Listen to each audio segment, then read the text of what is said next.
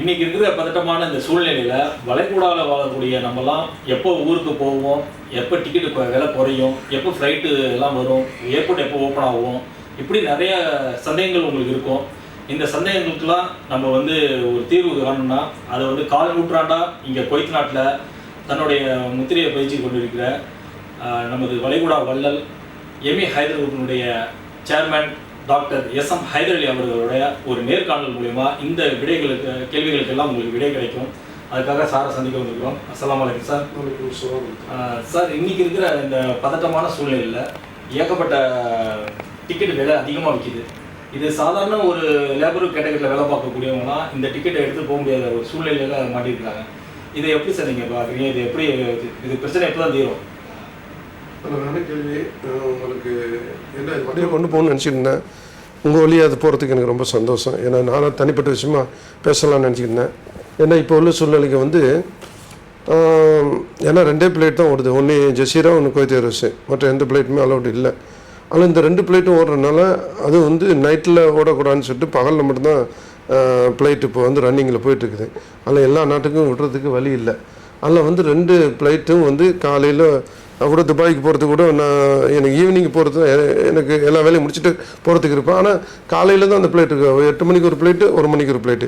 ஜெய்சீரா 10 மணிக்கு ஒரு ஃப்ளைட்டு, 2 மணிக்கு ஒரு ஃப்ளைட். இதோட முடிச்சுட்டு அவங்க போய்ட்டு திரும்பி நைட்டுக்குள்ளே திரும்பி வந்துடணும். இப்படி தான் வச்சுக்கிறாங்க. நைட்டு சர்வீஸை கட் பண்ணி வச்சுக்கிறதுனால பல அவங்களுடைய சூழ்நிலை அதனால் செய்யாமல் இருக்கிறாங்க. அதனால் அதெல்லாம் எப்போ திரும்பி வருமோ அப்போ தான் ஃப்ளைட்டு இப்போ துபாய்க்குன்னா 5 ஃப்ளைட்டு, இந்தியாவுக்குன்னா எல்லா 11 டெஸ்டினேஷனுக்கும் ஃப்ளைட்டு போகும். இப்போ எல்லாத்தையும் விட முடியல. ஒரு நாளைக்கு அகமதாபாத் விட்டு, ஒரு நாள் டெல்லி, ஒரு நாள் பம்பை, இப்படி விட்டு ஒரு 2 ஃப்ளைட்டு 3 ஃப்ளைட்டு மட்டும் தான் இப்படி போயிட்டுருக்குது. இதனால் பாசஞ்சரை ரொம்ப அதிகம் பேருக்கு டிக்கெட்டு போகணும். அவங்களுக்கு அவசரம்லாம் இருக்குது, தேவைகள்லாம் இருக்குது.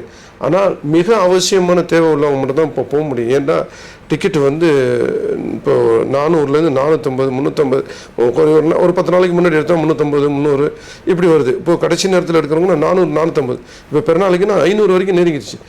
இதனால் நான் சொல்கிறது, யாரும் பணக்கார வசதி உள்ளவங்க மட்டும் போங்க. ஏழைகள்லாம் கொஞ்சம் வெயிட் பண்ணுங்கள். ஏன்னா இப்போ முடியாது, கஷ்டம்தான். ஆனால் போகணும், முக்கியம். எது கல்யாணம் அது இதுன்னு சொன்னால் நீங்கள் அதுக்காக ஃப்ளைட்டு போக முடியாமல் இல்லை. முன்ன சவுதி வழியாக அனுப்புறதுனா அதையும் நிப்பாட்டிட்டாங்க.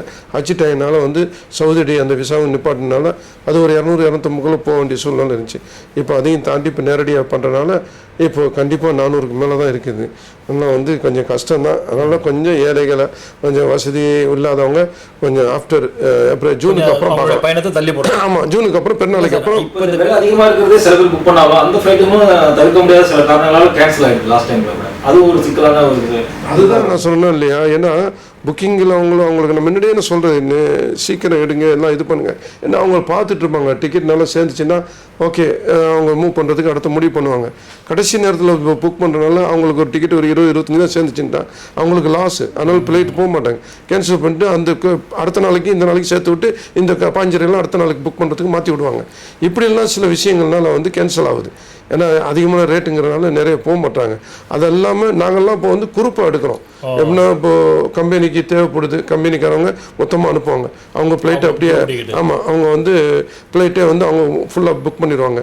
அப்போ இவங்களுக்கு அந்த ஃப்ளைட்டு இப்போ 25 டிக்கெட் இதை கேன்சல் பண்ணிட்டு அவங்களுக்கு கொடுத்துருவாங்க. அப்போ தான் உங்களுக்கு கேன்சல் ஆயிரும். இப்போ இதில் எது தேர்ந்தெடுக்கிறது பயனுள்ளதாக அமையும் அவங்களுக்கு? ஏன்னா ஃப்ளைட்டு கேன்சல் ஆயிடுச்சுன்னா ஆட்டோமேட்டிக்காக நீங்கள் வச்சுருந்தா இது வாங்காமல் இருந்தால் கூட அவங்க ஆட்டோமேட்டிக்காக எந்த ட்ராவல்ஸுக்கும் அந்த ட்ராவல்ஸுக்கு அனுப்பிடுவாங்க. நம்ம எப்போ வேணாலும் வாங்கிக்கலாம். இங்கே உள்ள ஜிசிசி கண்ட்ரியை பொறுத்த வரைக்கும் எல்லா ஃப்ளைட்டுமே பணம் சீக்கிரம் வந்துடும். இந்த இண்டிகோ, ஏர் இண்டியா இந்த மாதிரி உள்ள லோக்கல் கேரியர்லாம் பணம் வர்றது ஈஸியாக இல்லை. அதனால் ரொம்ப பிரச்சனை பண்ணுறாங்க கஸ்டமர்னா. போய் நானும் கையிலேருந்து காசை போட்டு ரீஃபண்ட் கொடுத்துக்கிட்டு இருக்கிறேன். அவங்கள்ட்ட 20% கூட வரமாட்டேங்குது. இன்றைக்கி 60,000 தினருக்கு மேலே இண்டிகோவில் நிற்கிது, 20,000 தினருக்கு மேலே ஏர் இண்டியாவில் நிற்கிது. அதனால் இந்த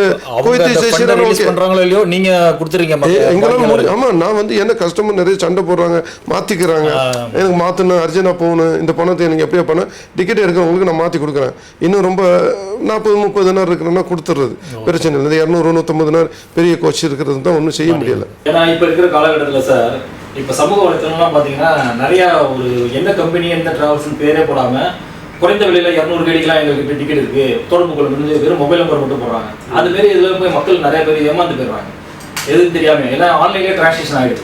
அப்போ டிக்கெட்டும் எந்த மாதிரி இஷ்யூ பண்ணுறாங்கன்னு தெரியல. அது அதெல்லாம் செக் பண்ணுறது தெரியல மக்களுக்கு. இப்போ அந்த மாதிரி இதெல்லாம் நீங்கள் என்ன சொல்ல வரீங்க மக்களுக்கு? இது நான் ஏற்கனவே கார்கோலையும் சொல்லியிருக்கிறேன், இப்போ ட்ராவல்ஸ்காரங்களுக்கு கண்டிப்பாக சொல்லணும் டிக்கெட் எடுக்கணுங்களுக்கு. ஏன்னா இன்றைக்கி இருக்க சூழ்நிலை இப்போ 2 மாதமாக வந்து தொழில் யாருக்குமே எல்லாருமே இந்த ப்ரைவேட்டு தொழிலெல்லாம் ரொம்ப கஷ்டமாக தான் இருக்குது. கார்கோ இருக்கட்டும், ட்ராவல்ஸாக இருக்கட்டும், ஒரு 400 ட்ராவல்ஸுக்கு மேலே கோயத்தில் இருக்குது. அவ்வளோ ட்ராவல்ஸும் வந்து இன்றைக்கி வந்து தொழில் இல்லை, ரொம்ப கஷ்டமாக இருக்குது. அதனால் அவங்களாம் என்ன செய்கிறது, இப்போ இருக்கிறவங்களுக்கு சேலரி கொடுக்கணும், வாடகை கட்டணும், இன்னும் அத்தியாவசிய எக்ஸ்பென்ஷனாக இருக்குது. இப்போ இந்த மாதிரி நேரத்தில் என்ன செய்கிறேன்னு சொல்லிட்டு சில ட்ராவல்ஸுங்கள் அவங்க வந்து உண்மையான ட்ராவல்ஸுங்க கொஞ்சம் இது பண்ணிடுறாங்க, எடுக்காமல் க்ளோஸ் பண்ணி வச்சுறாங்க. சில ட்ராவல்ஸை ரன்னிங் பண்ணி ஆகணும். அதனால் வந்து நிறைய மக்கள் தான் ஃபுல்லாக இருக்கிறாங்க. எப்படி சொல்கிறது, ஏமாத்துறவங்கள நம்பி இருக்கிறாங்க. அதுதான் வேறு காரணம். 200 தினார்னு சொன்னு நம்பி போகிறாங்க. 200 தினார்னா கண்டிப்பாக இப்போ கிடையாது, ஃப்ளைட் டிக்கெட்டும் கிடையாது. சவுதி வழியாக அனுப்புகிறேன், இந்த வழியாக அனுப்புகிறேன்னு சொல்லிட்டு ஏதோ பல வகையில் விளம்பரம் கொடுக்குறாங்க. அது வந்து கண்டிப்பாக வந்து அதை ஏமாற்று வேலையாக தான் இருக்கும். ஏன்னா டிவிஎஸ் உங்களுக்கு தெரியும், இன்றைக்கி வந்து எந்த ஃப்ளைட்டு ஏதாவது டாப் 10ல் எல்லா ஃப்ளைட்லையும் நாங்கள் வந்து முன்னோடியாக இருக்கிறோம். அப்படியும் எங்களுக்கு தான் ஃபஸ்ட்டு ப்ரியாரிட்டி கொடுப்பாங்க. எங்களுக்கே இல்லாமல் அவங்களுக்கு கொடுக்கணும், இதெல்லாம் வந்து சாத்தியமே கிடையாது. மொபைல் நம்பர் கிடையாது. பார்த்தீங்களா, ஆஃபீஸ் எங்கேயும் சொல்ல மாட்டாங்க, இது பண்ண மாட்டாங்க. சும்மா பேருக்கா இந்த ட்ராவல்ஸ்னு பேரை போட்டு விட்டு இது பண்ணுவாங்க. இவங்களும் போய் புக் பண்ணிவிட்டு ஆன்லைனில் புக் பண்ணிட்டு லிங்கில் பணத்தை அனுப்பி விட்டுட்டு பண்ணிடுவாங்க. அப்புறமா கடைசி நேரத்தில் நேற்று ஒரு சகோதரர் வர்றாரு, ஜெயக்குமாருடைய தெரிஞ்ச ஃப்ரெண்டு. அவர் அர்ஜென்ட்டாக ஒரு இதுக்கு போய் அங்கே போய் யாரோ ஒரு 200 போயிட்டார். அப்புறமா இது டிக்கெட் உங்களுக்கு இது கேன்சல் ஆச்சு, உங்கள் டிக்கெட் பணத்தை வந்து வாங்கிக்கிறேங்க. ஒரு 1.5 மாதத்துக்கு முன்னே புக் பண்ணது. இப்படியெல்லாம் அந்த காசை வாங்கி ரொட்டேஷன் பண்ணி அதுக்கப்புறம் பண்ணுறாங்க. அப்புறம் இந்த காசை அப்படி மாதிரி ஆள்கிட்ட வாங்கி ரொட்டேஷன் பண்ணுறது. இப்படி தான் நடந்துட்டு இருக்கு. ரொட்டேஷனில் நடத்திக்கிட்டு இருக்கு. ஆனால் அந்த டிக்கெட்னா உண்மையாக இருக்காது.